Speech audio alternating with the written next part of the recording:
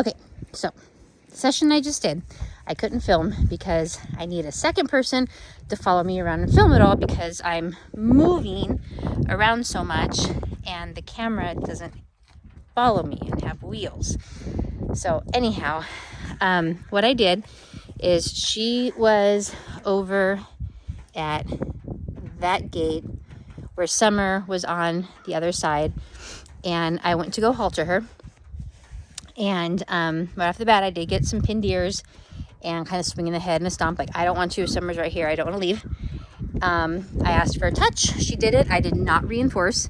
Remember, after a reinforcement, motivation slightly goes down after a while because they just got what they wanted. I want a highest level of motivation at this point.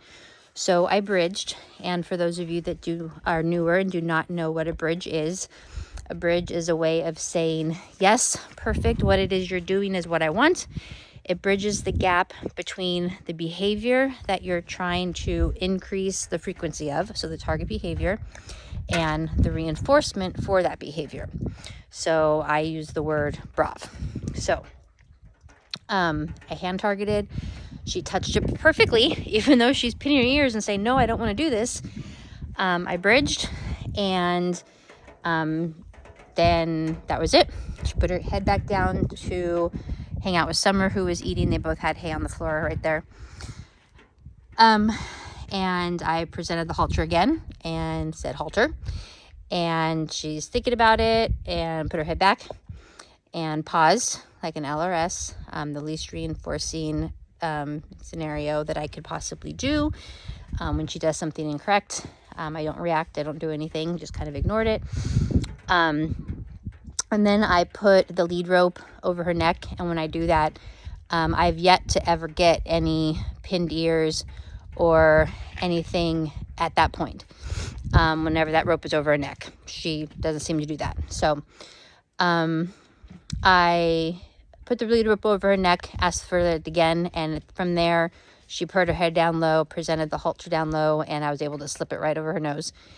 And haltered her up, gave her half a bite of an apple, and we walked into her stall. So we walked from there to right on the other side of that shelter is her stall door, and walked into her stall as if I were to tie her up and do a session. Walked into, so this is why I can't film because I'm walking all over the place here. So I walked into my barn here, came out her stall door, stopped, work on her whoa, which was not good, which usually she doesn't whoa very well when we're walking. She's like, where are we going? What are we doing? So I stopped, backed her up, stopped, reinforced her by petting, calm, just real slow, deep breathing. Walked very slowly out the barn here and immediately turned left, and we're saying, you know what, we're going right back to your paddock. She led perfectly, did not pace ahead of me. We didn't have to do any circles. She led really well.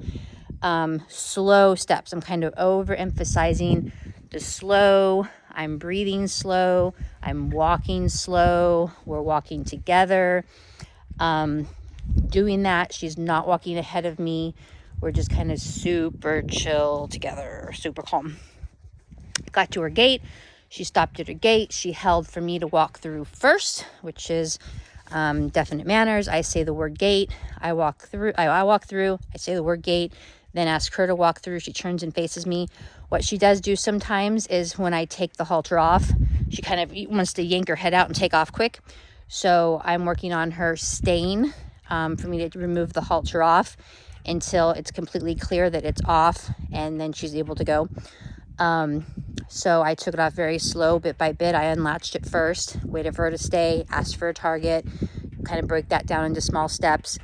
After I removed the halter, I asked for a really quick target. I kind of like choked up on it, like put it right in front of her face, target, reinforced that with the second half of the apple, and left there, and she went right back over to her gate. So I turned what was actually like a 3-minute session into a 4-minute video, 5-minute video now. But it was huge. It was important. So again, very, very small steps breaking this down here, but huge successes for her. You can see the changes in the motivation changing, the changes of her attitude changing. When I was asking for the targets over by the gate, she did keep bumping her head on the corner of the barn. Her vision almost seems possibly worse when things are up close. When other horses were trying to like move her away and stuff like that, that seems better. It's maybe up close vision. Again, not a vet, just kind of speculating these things, but over and over again, like she'd turn her head. Hi, Neon. Again, my cat always has to be in the center of all the videos. Hi. Mom's making a video. I have to be here.